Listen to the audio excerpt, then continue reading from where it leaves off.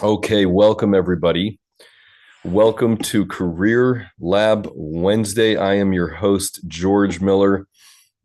I'm here almost every Wednesday from noon to 1 p.m. Central Time, and my job is to help you develop in your career from the standpoint of using your emotional intelligence, using your communication skills, improving relationships.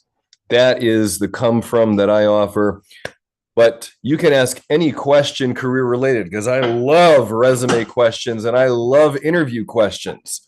And I like networking questions, but you get that's a little more relationship oriented. But resumes, that's the starting point where you are communicating yourself, where you're really looking at yourself through in a kind of abstract process of writing things out in bullet points, etc.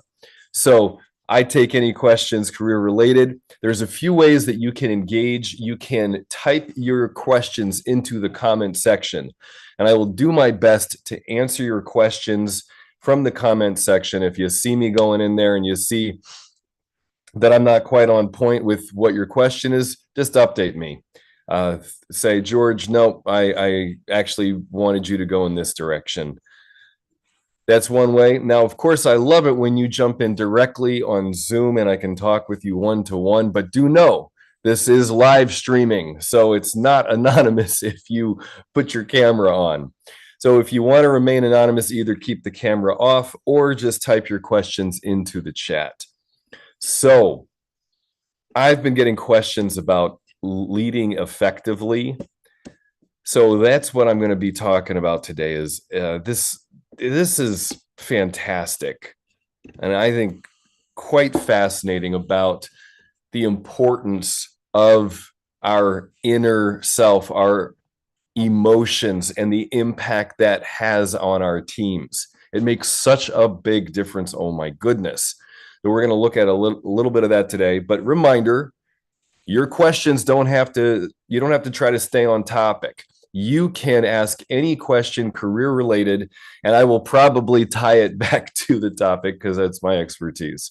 But let's dive into this. So I thought the title was really cool of today's event is how emotions are contagions. Okay. So there's really cool research on this. Daniel Goleman, the guy who coined the term emotional intelligence. But then I really like the work of 𝐸𝐨𝐚𝐥 and McKee. They did a book called Primal Leadership. And in that, it showed that the leader's mood doesn't stay private. So it ripples outwards and sets the emotional climate. So even if, there's open working spaces where you kind of get to interact more. There's things online now where we have even less of that connection space. But any little signal from a leader impacts the entire group. And it's not just cognitive. In fact, it's primarily emotional. So emotions are the thing in our system that happen first. Thoughts follow emotions. And so if I interact with somebody, even if I'm logically saying things that are warm and friendly or inviting or constructive, but if internally I am not experiencing that kind of a state and experiencing aggression or upset about something, that will come out because the emotional cues that happen are not verbal. Now, they do show up in prosody in the way the voice sounds and things, but it's different than the words being used. It's little sounds. It's the ways that our muscles work. It's the way we are responding to our environment. So if I'm not in good shape, that is going to have an impact. And I know this one so well right now because I have been going through a lot of lower back pain. And so I have been aware in my coaching sessions of, okay, George, like you really need to tend to yourself. You need to get that pain moving so that that's not showing up in my interactions with people. So that's where I was at this morning, was at physical therapy. And so that's a really important thing. I mean, it doesn't, you know, it makes sense. If my body is in pain, I am communicating that. If there's a headache, that's a primary thing in my experience. I'm not going to be as conscious and present and with whoever I'm talking to. Now, we've all got pain, whether physical or emotional or whatever. There's all kinds of ways that we are, working through things.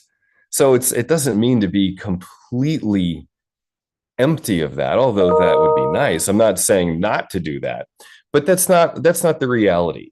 It's oftentimes there are challenges going on. And so now it's important to know that that is happening for me. Because if I'm unconscious of that, I will start to blame other people. I will start to kind of punish other people unconsciously. And so even if I'm able to say, if I'm coming into a meeting and the truth is that, I'm not feeling that great, like I might say, oh, you know what? I haven't been feeling that great. I'm feeling better. And, wish me the best on this. I'm going to do my best job here. That is a better communication than not saying anything at all, but silently punishing people, and so there's not a clear black or white on this. It's always going to be relational about how you communicate your emotions. So I'm going to go a little further into the notes that I have here, but I want to remind everybody who's joining in, you can ask questions in the comment section, or you can jump directly here in on Zoom with me. Either one works. If you ask questions, type them into the comment section. You can ask questions about anything career related. You don't have to try to stay on the topic of leadership. Okay. So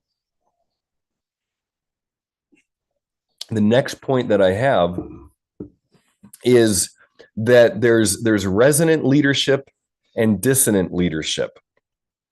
Now, resonant leadership, there's a book on it right here. So resonant leadership, one of my favorite books by Richard Boyatzis and Annie McKee. And a key thing in this is looking at resonating with people. And again, this starts with me being congruent with myself, with my thoughts and words are congruent with my internal state, with my emotions. So again, there might be times to communicate to people. Let's say that I just experienced a loss of a loved one in my life. Okay. I'm going to have a certain amount of sadness about that. It doesn't mean that I would have to, it might be great to take time off and allow myself to be with that process. Totally. And it doesn't mean that I have to. And sometimes life doesn't really allow that. Like we don't have, our system of operating in the United States is not, it doesn't allow for that all the time. So what I can do then is let people know, how are you doing? I experienced a pretty big loss recently. Thanks for asking.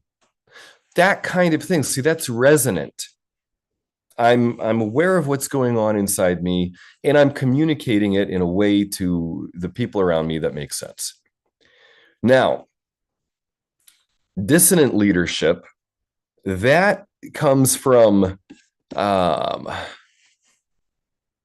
this can show up a lot with more immature bosses, is if there's a goal and there's a big stretch goal and they're trying to rally their team, they may just be kind of in that commanding space. They may even be good at jumping down and getting into the details quickly and getting into some micromanaging.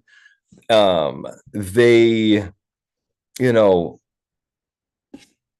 setting the pace like that, it's not that that's a bad thing, but when it's without the inner part, it doesn't last long.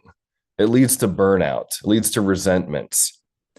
And so, and I've made this mistake so many times where I'm trying to drive forward and give clients a lot of value, but when I'm doing it that way, it's coming from a place of insecurity. It's coming from a place of scarcity.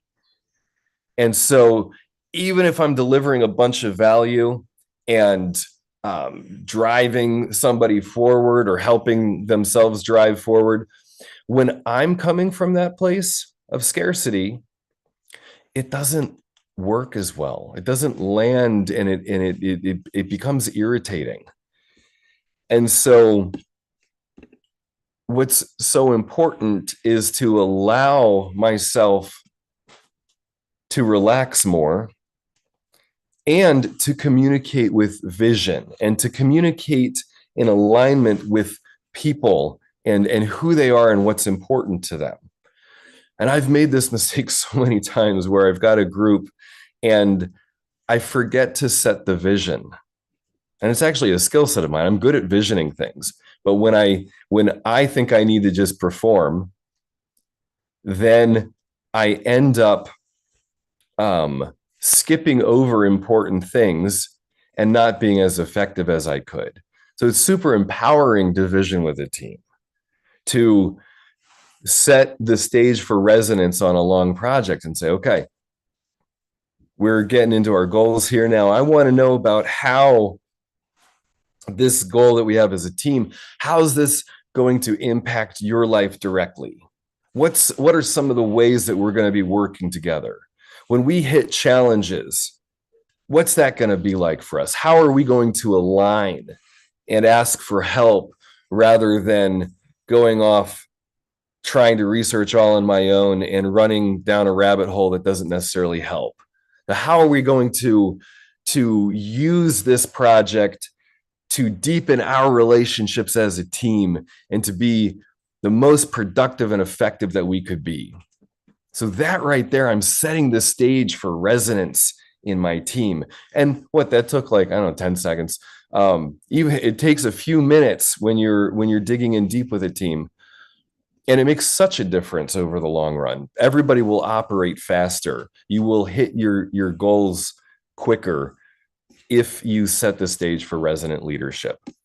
Because when that doesn't happen and people are not aligned, the dissonance then becomes a problem, and then it takes cleanup, and it ends up taking more time. So again, you're thinking about emotions as contagions, that there can be positive contagions, there could be negative contagions. Emotions are not negative, no such thing as that. So if I am angry, I'm leading a team and I'm angry about something, that's not bad. There's nothing wrong with being angry, but it's what's the anger about? How do I communicate that effectively with my team so that we can be aligned? Because that emotion is going to go out into the team. Whatever I'm feeling, that will be going out into the people that I am leading. Okay. Now, I want to change the definition of leadership too. If you are doing anything at all, you are leading. If you are breathing, you are leading. I'll take out the word lead and put influence. We are all influencing all the time. And so even if you're not technically a leader on your team, but you're showing up in meetings, you are still leading, and your emotions are having an impact on that team. The number of people that I've worked with who don't speak up in meetings and are getting frustrated about their career not advancing and not sure of how to develop where they're at. One of the best things that you can do is just start asking questions. Like, let yourself be with the discomfort. There, you will probably find fear in there of like, oh, I don't quite understand this, or I'm kind of irritated that things are going this way. Pay attention to your feelings. It's incredibly important data. And then you can communicate that. Because just sitting there silently is not helping anybody. Sometimes it is, but more often than not, I found that if the quiet person in the meeting asks a question, it's usually a really good question. And so you want to start developing that skill of impacting the group by asking questions or sharing observations that maybe others aren't doing, but it will require you to be in touch with your feelings. It will require you to be with the discomfort of saying, excuse me, I don't understand why we're doing this way. And I guarantee you there's going to be other people that have that question. And so, again, there's no such thing as not leading, as not influencing. If I'm leading a meeting and no one's talking, then that has an impact on me. I host this thing almost every week. I can talk for an hour. I can talk for hours. But if what I'm saying is not connecting with anybody, then what's the point? Then what's the point of the meeting? And a lot of people will say, like, yeah, I'm in too many meetings. These meetings are pointless. Well, make them purposeful for you. Lean into that anxiety. I have clients that, after we get going and we understand the game that we're playing, who will meet with me for 15-minute sessions. And we're able to get so much done in that 15 minutes because they come in with an intention. They have the questions that they're asking themselves. They know what they want, and they're willing to do what they can to get it. So you start showing up like that in meetings, and you may find that, whoa, we thought this hour-long meeting, we needed to achieve all these things here, and it's going to take an hour. Oh my gosh, it only takes 30 minutes when we're intentional about it. You start to get more time on your calendar when you have intention. Okay. So I hope that that's helpful around how emotions are contagions and play into all communications. And it's important for me to be congruous. So what I'm feeling, I am communicating. And I'm using the words to describe what I'm feeling and have people know where I'm at. And that sets the stage for resonant leadership, instead of dissonant leadership, where I am trying to push people, where it's all about the agenda. And again, agendas are great. You need it. You should come into meetings with agendas, but you also need to be aware of your emotions and communicating those. It means a lot to a lot of people to say, I'm really excited about our goals. I'm looking forward to the next 3 months together while we close out the year, like that kind of thing. So you want to be communicating that clearly. So this last point is resetting the emotional climate. It starts with you. We cannot fake resonance. You got to embody it. That's why people take these emotional intelligence courses with me, is because they've already read all the personal growth books and listened to a bunch of podcasts, and yeah, they understand it cognitively. But that's so different than doing it. That's so different than having the practice of communicating your feelings. Everyone's a little uncomfortable with it, or almost everyone, people that I'm working with. So there's simple things that you can do Practice pausing in a meeting. If you're in an interview, pause. Say what you have to say. Don't keep talking. Let yourself be with the fear. That's fine.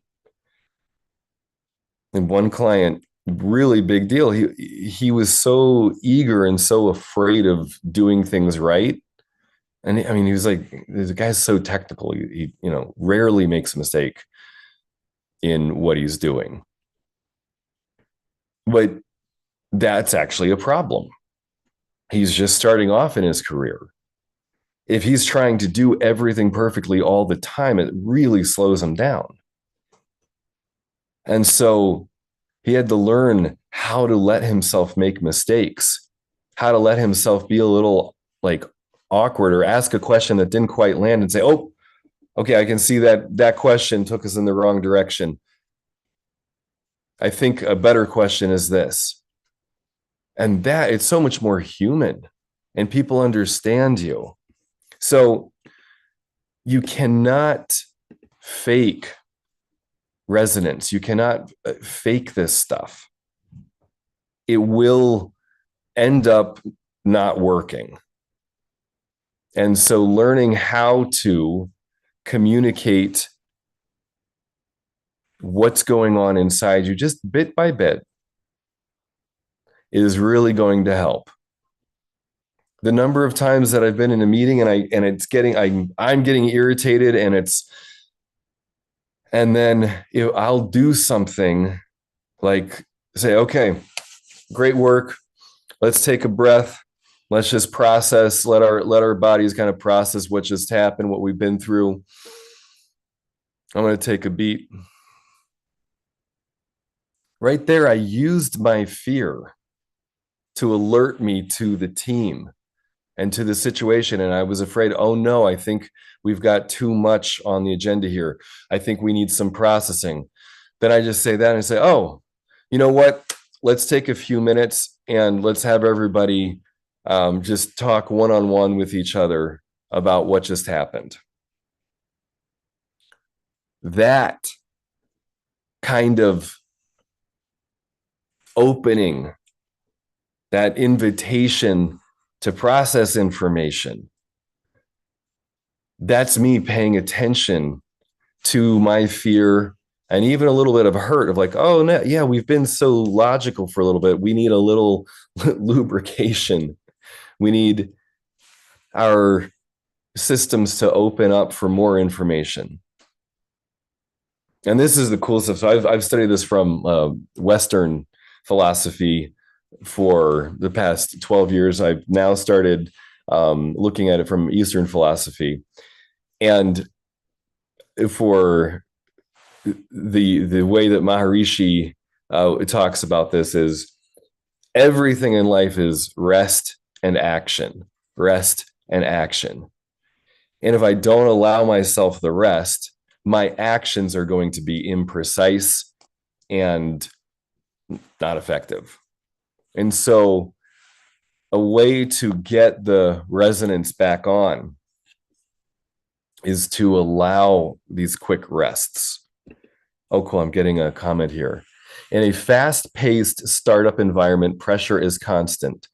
How can leaders shift their emotional state quickly so they don't unintentionally pass anxiety or urgency down to the team? That's a really good question. Oh my goodness. I want you to stay with me on this. If I'm not going in the direction you want, please, please, please let me know. There's so much in that question you just asked that it's going to take me a few minutes to digest it. So here's the thing. There's a few things I want to rephrase. I'm going to rework your question, and I want you to pay attention to how I rework it, because there's assumptions in here that I think will not benefit you. In a fast-paced startup environment, pressure is constant. How can leaders shift their emotional state quickly so they don't unintentionally pass anxiety or urgency down to the team? I'm going to start at the end of your question. First of all, part of having a team is that anxiety does get delivered to them. Urgency does get delivered to them. You want your team to pick up their part of the anxiety, their part of the urgency. If you don't do that, then there's a way that it's like, what's the point of having them?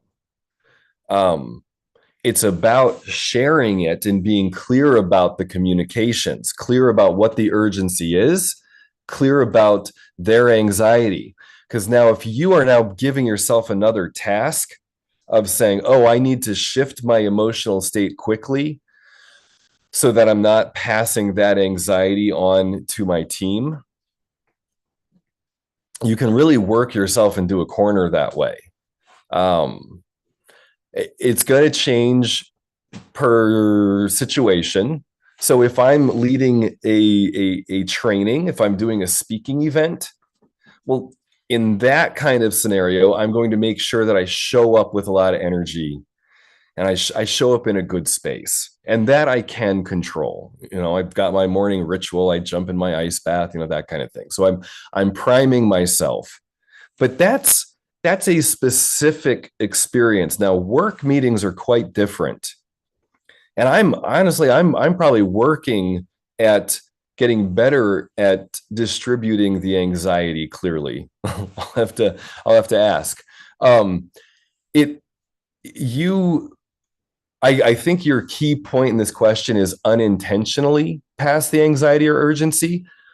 I think what you want to do is you want to intentionally pass the anxiety and urgency, to be able to say, okay, and we're meeting for 30 minutes here, and I want everybody to come out of this meeting clear with what is urgent for you and for each of you, and clear about how you're going to deliver on that.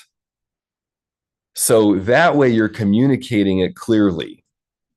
And so that may mean that as the leader, you're taking a little bit of time to prepare before the meeting, to get clear about how you're going to communicate that. Okay, so let me know, am I on track with you? Am I answering your question? So the question again was, in a fast-paced startup environment, pressure is constant. How can leaders shift their emotional state quickly so they don't unintentionally pass anxiety or urgency down to the team? And what I'm saying is you want to have anxiety and urgency go down to the team. What's important is that they're clear about it, that they understand that, that people want to help. Your team is there to support you. Your team is there. I mean, you're paying them one thing, but they presumably also are there, especially in a startup environment. They're probably there because they're kind of passionate about it, because they want to put themselves to work. They want to play. They want to use whatever they went to school for, or whatever it is. They want to make an impact. And so you need to let them know what pieces of the pie they need to pick up, and where they're going to have, where they can use their anxiety to drive them forward. So I'm hoping that what I'm saying is helping. So you, as the leader, you may even want to say that. You might want to say, wow, I am feeling, I'm confident we can do this. And boy, oh boy, am I scared right now. We have some big goals ahead of us.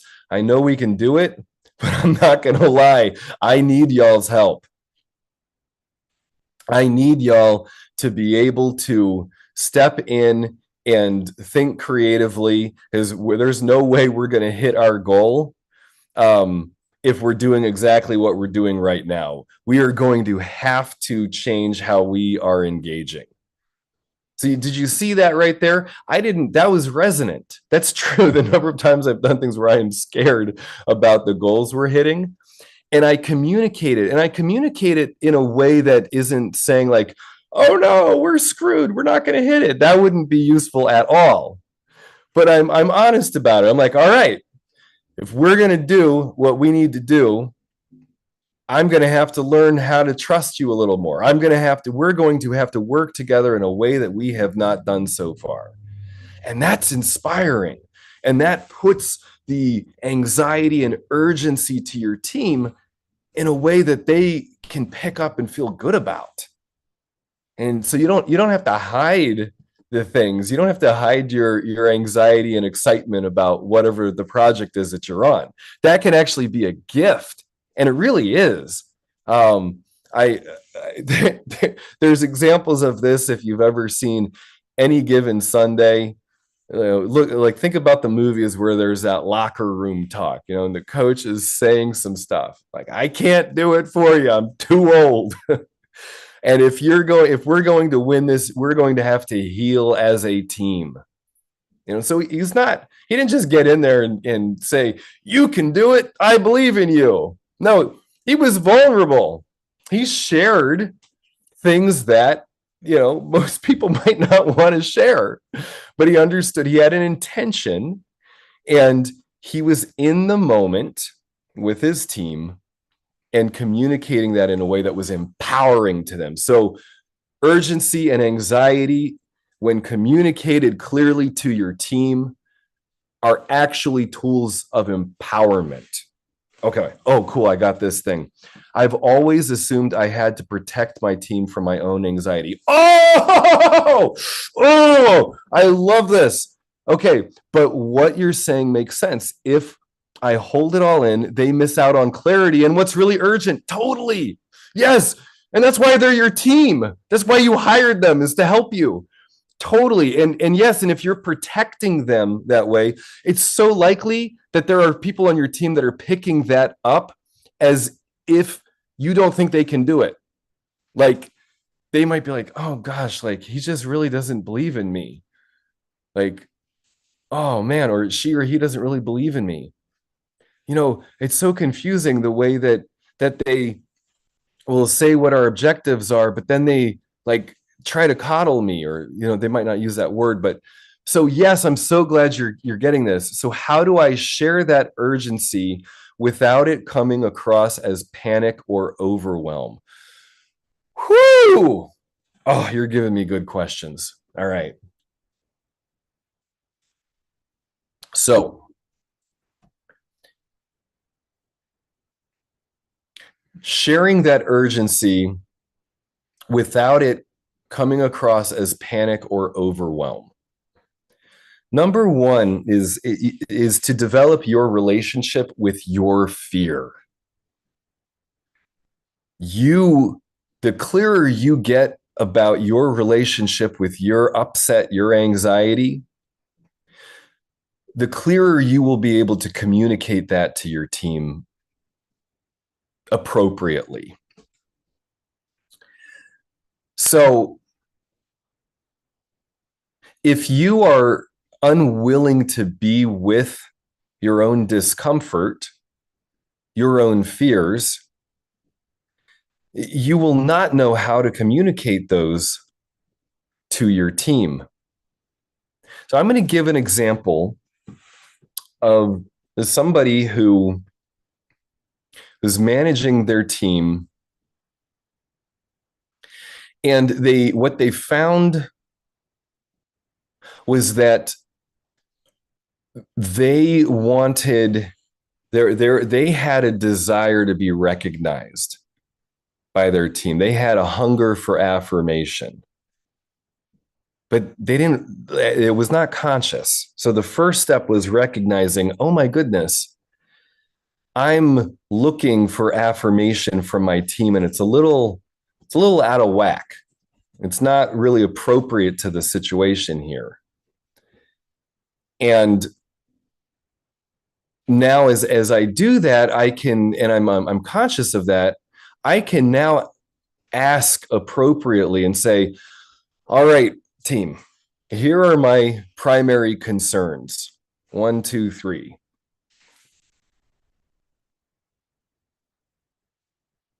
And here's the ways that I think that you are all managing these tasks to make sure that these primary things are being handled. And I want to have this meeting to make sure we're really aligned and on the same page.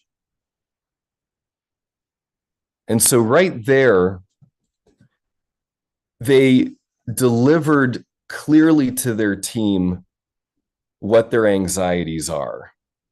And they were able to make sense of, oh, you know what, this one person on my team, they're not that emotionally expressive. And so their words, and I actually have to ask them. Whenever they open their mouth and they talk things through, logically, it's really good, but they don't have a tendency to speak. So I make sure to say, all right, John, I want to know your thoughts on this. And so you're taking that anxiety that you have, and you are communicating it clearly. And that way it doesn't come across as panic. It doesn't come across as overwhelm. It shows that you are mastering your fear. You're not fearless. You're not out of touch with your fear, but you are in relationship with. You're allowing your fear to guide you. You're allowing yourself to say, John, you understand the complexities of this more than I do. I need to know that you are in good shape. I need to know that I can trust you on this. And I need to know that if something comes up that you don't understand, I need to know right away so I can help you get clear. I will give you the resources you need to know. I will give you the connections you need. What you're handling is incredibly important to me, and I don't fully understand it. So you see that? If I'm unwilling to admit that people on my team are better than me, then it will start to come off as overwhelm and panic. But I can communicate that directly and just say, this is why I hired you. And I need to know if you're not in good shape. I need to know if there's a problem. Like you have access to my cell phone when there's this level of problem, like that kind of thing. So you get clear about it. Let me know if this is helping. I'm giving some different examples, hoping that they land for you and where you're at with your team. So exactly, if you hold in all the anxiety and you're trying to perform for your team, you are not going to be effective. You're going to be out of rapport, and then you're going to be trying to push in certain ways, and it will be dissonant leadership. So you want to share appropriately with your team. Now here's a cheat, or not a cheat, but here's a hack. Leaders, if you are a CEO, if you're running a startup, you want allies. You want to join a Vistage group or some other group. I meet every 3 weeks, and then every other week, and then I've got another meeting. So I have 3 different groups that are peer groups where we're just talking through our challenges. And I'm able to listen to other people's challenges, and they may be able to give me some helpful thoughts. But even more than that, the most helpful part for me is that I'm just talking my challenges through. And I have a coach. That's a huge part of what I do in coaching.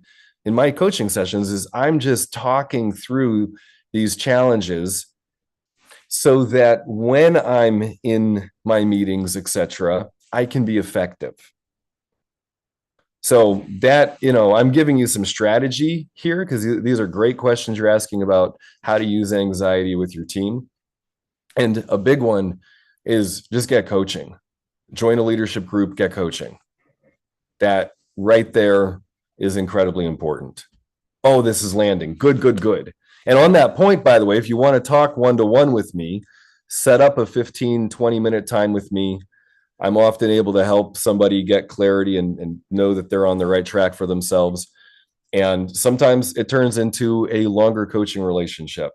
I just launched my a 3-month program I do last night. And this is what we do in there is leaders are talking about the challenges in their business, in their relationships, and learning how to become more aware of their feelings so they can integrate that into their communications, be resonant, be clear to understand, and ultimately more satisfied in their life. And so I love these questions that you've been asking. Spot on, and there's been so much in this. So I'm going to start wrapping up. I have been from a computer crash to my body crashing, and launching 2 new programs and picking up a bunch of clients. I have been on the go, and so I'm going to start wrapping up here. Maybe not, because I'm just getting somebody joining in here, and I love going directly. Okay, so if you've got any questions, you can type them into the comment section or into the chat, or you can come off mute and ask directly. Hello, Wendy Lee. Hey there. Thanks for joining in. I was about ready to start wrapping up, but if you've got something on your heart, let me know. You're welcome to ask a question. No, I meant to join, and my client ran really late, and so I just thought I'd jump on and see if I could catch the last little bit or not. Okay. You sure you don't have a burning question? No burning question. Okay. Well, if something comes up while I'm closing out, please let me know. Please let me know. So I'm going to do a recap because we had some really good questions here. So the first question is about, in a fast-paced startup environment, pressure is constant. How can leaders shift their emotional state quickly so that they don't unintentionally pass anxiety or urgency down to the team? And I did a rework of that question and said, actually, you want to push the urgency and anxiety down to the team, but you want to do it intentionally, and you want your team to know what their part of the anxiety is so that they can handle that, so that they can address what needs to be addressed. We all, if we want to know that we are effective. When I get hired, I want my clients to be getting the outcomes that they want in their life. And so there's an urgency, there's an anxiety in the relationship. Anxiety is just a fact of life. I'm going to jump now to existential philosophers, Kierkegaard, Rollo May, Nietzsche. Anxiety is a part of life. Fear is a part of life. And so it's not about getting over the fear. It's about using the fear, being in touch with the fear, communicating that anxiety in a way that's empowering to your team. Because if I'm trying to manage myself, if I'm trying to change myself so that my team isn't concerned, I'm really working myself into a box. It's about the relationship. It's about communicating the anxieties clearly. So then the next follow-up was I've assumed I had to protect my team from my own anxiety. But now I'm seeing that it's about clarity. It's about what's really urgent. And that's such an important point. That I don't think there's one client. I probably have a few clients, but who don't do this. But like 90% of people that I talk to will push off the tasks that are scarier, the things that are more confronting, and can get lost in the weeds on handling a bunch of the minutia. And it'll never work for you to grow, for you to scale, if that's your strategy. So you have to know how to communicate those anxieties in a way that makes sense to your team. You have to be able to say, if here's the things that are most important. And if you're struggling with this one, because there's a lot of anxiety on this one, then make sure to let me know. Make sure if you run into any blocks on this one, if you need me in there to listen in on the phone call you're making or whatever, that's fine, because that's how important this is. So you want to use the anxiety to get clear about what's most important. And then, so how do I share that urgency without it coming across as panic or overwhelm? And it's such a good question. And, this is probably true for everybody. I certainly know it's quite true for guys, is that we're not supposed to be afraid. We're not supposed to be hurt. And the truth is that we're incredibly insecure and hurt all the time. And I think it's becoming more, we're in a zeitgeist of emotional intelligence, and people are talking about this kind of thing more and more. So I think it's more acceptable for guys to admit that now, but it's still, this is recent development stuff. This is not my grandfather. If I asked him if he was afraid, he just wouldn't even know what I was talking about. Like, that didn't make sense to him. So communicating so that it's not coming across as panic or overwhelm is to be clear about it and to acknowledge the ways that you are not as smart or do not have the same background. And the example I was giving was if I've got somebody on my team who's highly analytical and can process complex data at a speed that I just never will be able to, I want to tell them that. I want to say, I'm handing you complex things that I don't know how to do. And so, it's really important to me that you get everything you need to ensure the results for this project. As soon as I don't want you getting stuck and trying to work things out unnecessarily. I will connect you with who you need to get connected to. I will talk things through with you, whatever it is that you need. See, that's not me panicking. I panic when I'm pretending that I can do it all alone. I panic and I get overwhelmed when I'm just being unrealistic about myself as a human. And so I want to get clear about that and communicate it to my team and say what the expectations are.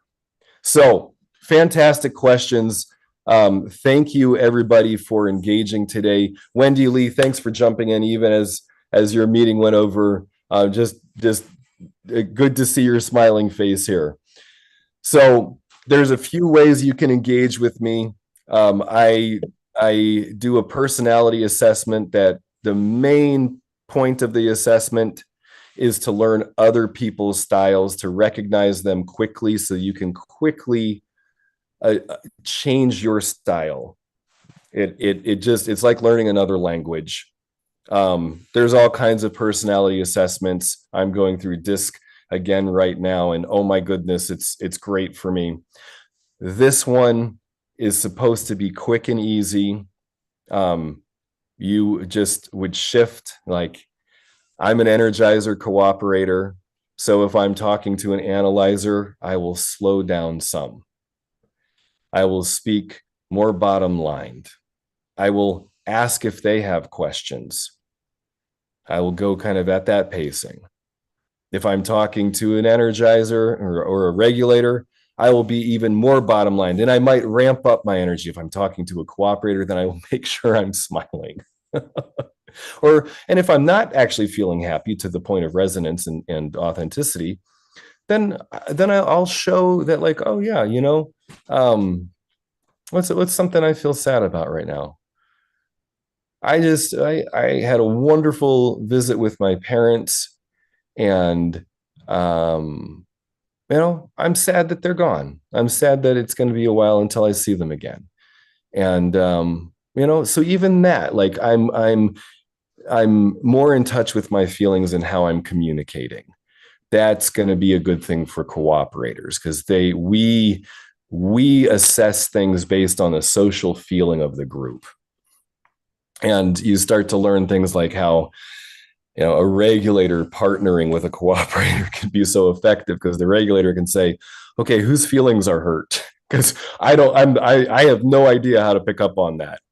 And the cooperator can say, oh, you know what, I think like last time, like so and so might have felt a little hurt about that. And then, okay, cool, I can address that. And oh, I get that. So anyway, Connect and Thrive is the name of that. Take a look at it. We'll send you the results.